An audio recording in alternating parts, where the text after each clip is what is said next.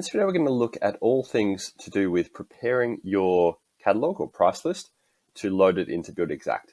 Now, this video focuses solely on catalog item lists, meaning that the lists we're dealing with are simply just a list of price items, as opposed to the Buildxact recipes, which you can also import. So just to make that distinction, we're dealing with the very, very standard type of price list that 99.9% of our imports are going to be. Now we're starting with this template, which I've pulled out of one of our help articles. With this template, what it's designed to do is give you an idea of the structure or how it's needing to look when we bring it into Buildxact, as well as giving you an idea of what stuff you actually want to bring in. So I'm going to run through this, then we're going to go through an example list and get it into the right format, and that will answer hopefully a whole bunch of questions about getting it into the right layout before we load it, and avoiding some headaches that may arise out of the incorrect formatting. So things that I would suggest, I would absolutely bring a supplier code. So this might be a SKU number or an item number, whatever you want to call it. I would highly recommend having a column for this if you have that available. Description. This is absolutely mandatory. We need to know what an item is called, so you need a column for that. Note that as I'm going across, we have the little examples down the bottom, so keep your eyes on those as well. Unit cost. This is the price without tax. We absolutely need that. Unit of measure. This is how it's measured, whether it's per box, per item, per meter, per square meter, per sheet, what have you, we need to know. Then we get into the recommended things. Category and subcategory are ways of grouping a list. So in the example that we're about to do, which is this one, I would be looking at things like slab materials or cement products as the grouping, or hardware. We can also have the idea of 2 layers. So where I was just showing the list there and we had concrete or sheeting, that would be a category, but we can also go a layer deeper where we can have, for example, timber and then structural or dressed or different types of timber as the subcategory. So you can break it down to 2 levels. Personally, I recommend definitely a category. Subcategory is a bit of a bonus. Item type. This is quite useful. However, for the majority of suppliers we deal with, they only supply material, i.e. you're an item supplier. You don't really supply labor. You may, on occasion, have equipment, but this is basically a column to say the items that we are supplying are of type, material, or equipment. Rarely would suppliers use subcontractor or labor unless you supply that. Then we get into the optional things. My advice is for the optional items, don't worry too much about them. I think that the amount of work you've got to prepare this is probably enough already. And for what we do with these extra columns, I don't see a huge amount of benefit just yet. The only exception to that rule is where we get to image URL. So when we look at my example list again, this one has images loaded to it, which is awesome. However, loading it directly into Buildxact, we can't use these images. We can only use the links to an image file, and then we grab that image from there. That's what image URL is. So here in my example, I've got a column specifically for the URLs of the image. So I might have gone to a website, maybe even your website, and got the link of that image and popped it into here. And that way, when we're loading at Buildxact, we'll go to those websites and steal all the images. This is probably the only one I would suggest out of the optional ones that's worth considering, as it's a really easy way to bulk import images. Of the other ones, there's yeah, I probably wouldn't suggest that you really delve too deep into these, especially at first. Great. So what does that mean for an actual catalog? Well, what I've got here is my example one, and I've also got a blank list or blank Excel sheet open. Now, the way I typically do this is I copy all of this into a new sheet. So I've just gone Control C to copy, although you could absolutely go right click, copy, it's the exact same thing. And I go paste specifically just as values.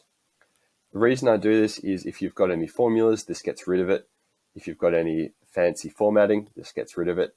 This just simplifies the list a lot and means that there's less chance of Buildxact tripping over something. If Excel does this 9.35 E12, it's basically just a number format. You can still see the number is correct. Don't worry about that at all. So what I would do for this is I would try and get as many of these sheets together as possible. Note that we've got the category up the top. So what I'm going to do is make an extra column for category and basically go slab materials, paste, and put it the entire way down, which is to say that if I read this only one line at a time, I can see this line here is category slab materials, that's the code, that's the item, that's the price, and I'm probably going to remove some of these prices because there's a few more than we need. But what I would do is grab that, go back to this one. I'm doing this on one screen, but if you do have the option to do it on two screens, it is a whole bunch easier, I think. And then I'm going to grab all of that, cement products, pop it just below. And again, I'm going to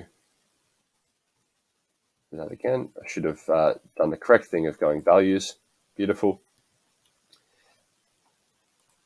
I'm going to put this over here, drag it down using that little dot on the bottom corner. I'm not too worried about blank cells for now. I'm going to get rid of those shortly. And I'm going to do it again. And one thing that I mentioned before is that the pasting as values gets rid of formulas. And I have just noticed that this sheet does actually have formulas in it. So I'm glad I've done that. Let's go there. And drop it down the bottom. Get that hardware cell, put it over here, drag it down. And the reason I've done it this way is I've got all the pages that look the same, so I can basically bulk fix them. Now what I'm going to do here is go, well, the columns I need are actually only the excluding GST. I don't care about how much tax is on it. I don't care about that. I don't care about that. So I can quite easily go that one, that one, that one, delete all of them. Change this. And that will do it for all of them, which is awesome. The thing we're missing, as if you were paying attention to the earlier sheet, we're missing unit of measure. There's no column that we've got in there for this. So I'm going to add that. And what you can generally do is make kind of broad brush strokes here. So my default will be each. Unless I'm told otherwise, I'll say each for everything. The exception is when you get into things like timber, where it is per linear meter. So some of these are going to need updating. And you're probably getting the sense here that the more information you can pull out when you do your initial export, the less you have to mess around with this. So this is per linear meter. I'm going to say that one's linear meter, that one's meter, that one. And if, like I just mentioned, if I'd pulled this out of my system when I exported it, I wouldn't need to be doing this little step. So that's 36 meters. Those all look fine. They're all per length. That's per length. That's per length. That's per length. That all looks fine. Great.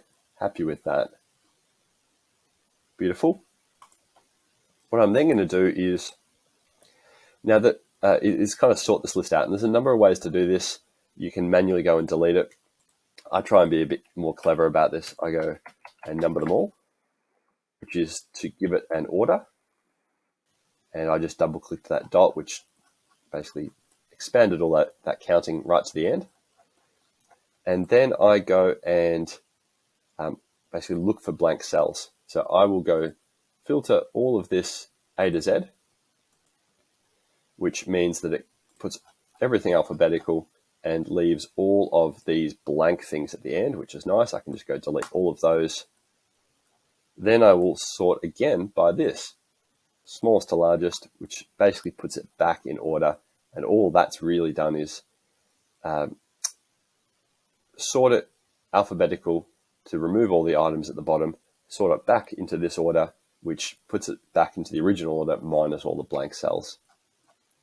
Sometimes it does this where it drops the headings at the bottom. You just pop it up here. I'll delete my numbering. I no longer need that. Now this would actually be right ready to go in now. That's perfect. If I wanted to be extra astute here, I would just check the length of some things. I have no reason to be concerned here because none of these look too long. When you're looking at cells that are too long, they're generally like out here. Like that's a really long cell. But I just want to show you how I would check for this. If I go equals len bracket, you can see the little formula in there. It'll tell me how many characters are in that, and I can double click it and it'll do it for all of them. We're looking for anything over 250. Anything over 250 won't load. So my trick here is I often go conditional formatting, highlight cells. So I've highlighted the whole column. I'll go conditional formatting, highlight cells greater than 250. And you'll see it highlights anything that's got an error. Nothing for me looks concerning, so I'll delete that again. Another thing worth a quick mention is duplicate code numbers will cause headaches.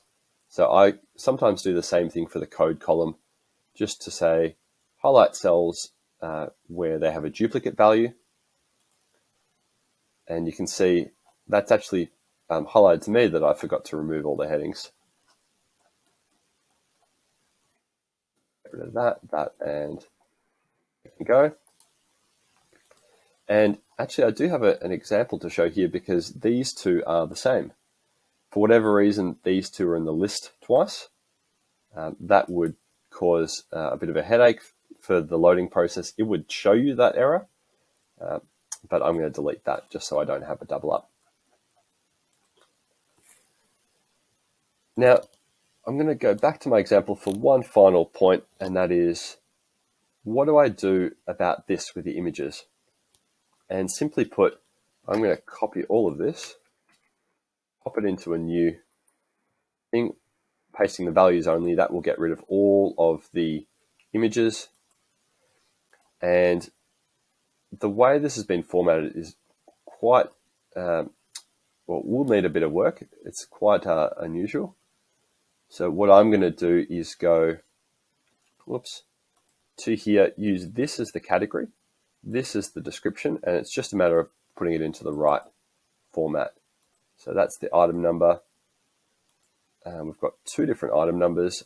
I'm going to, as a supplier, you'll hopefully know which one you want to use, but I'm going to just make an assumption that that one doesn't need to be used. This is how it's measured. There's no headings for this, which is, again, a bit confusing, but this looks like piece. What is this? Basic SSS. This could also be the color, but I'm going to assume it's how it's measured. There, and I'm just going to start adding headings. So this final page, this gives an example of kind of the worst formatting that you might come across.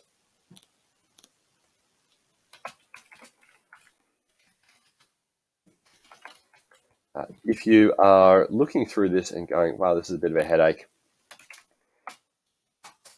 the absolute gold standard of getting this information out is complete, just clean export from your data system or database. We don't need formatting. We don't need images. In fact, the more raw the data is, the better it is for us. Two final headaches to conquer here. This one has tax in it. I need to remove that. I need to go equals that divided by 1.1. So here I'm obviously assuming an Australian supplier of 10% GST. In New Zealand, it'd be 1.15. If you're in North America, you'll have different tax rates. You'll need to figure that out. So I'm going equals E5 divided by 1.1, and I'm dragging this all the way down. In fact, I'll probably just use the little dot. Oops. Let's expand that.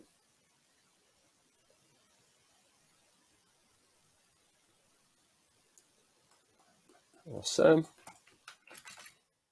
Now, this has formulas in it. As soon as I delete this column, it's going to go haywire. So I need to go copy or Control C, paste as values, which removes the formulas, and then delete.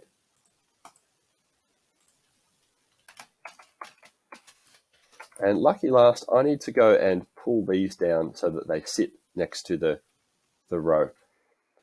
I've developed a way of doing this because I find it a little time consuming to do these one by one. So what I do is go, and I'll talk you through this, but if the formula goes over your head, then you can do it manually.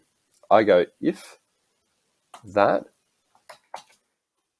the symbol of, so the less than and then greater than, that means is not. So if B3 is not equal to, that symbol equals, so that the double quotation marks equals nothing. So if B3 is not equal to nothing, then I want to use the value from B3. And if not, I want to use the value from A2. And what that means is, in this case, it's gone, great, there's something in there, I'll steal it.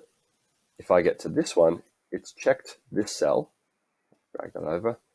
It's checked this cell and gone, well, there's nothing in there. I'll take the one from above. And this is just a quick way of having it fill like that. And again, copy and paste as values to get rid of the formulas so that I can delete this without column A going mental. Lucky last is I'm going to number this to get rid of blanks. And delete those two. And I'm going to filter A to Z, which will throw all the blank ones to the bottom.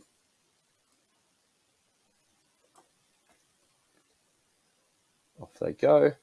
I should clarify this. It may be concerning that I'm deleting so many, but remember, I had a formula that just assigned these categories to each row, and there's going to be a lot of rows where there was no description. So there, hence, is a lot of these category rows that just are nothing, and that's the ones I'm deleting. So I'm not actually removing anything legitimate. Smallest to largest, puts it back in order, and we'll delete that. This is the category, and assuming this matches the other book I've got, which goes category, code, description, cost. Category, code, description, cost, I'll go cut and insert cut cells. I'll just put that there. That is now the same order. I could now bring that in, copy it across to the other sheet, pop it at the bottom. Now I've got one sheet where everything is in the right order. All the columns are consistent. And just because I've added new items, I'm going to do one quick double check, triple check to make sure there's no duplicates in this column, which I don't think there should be. Beautiful. So that is 100% ready to go. And we will have other content elsewhere on how to actually load that.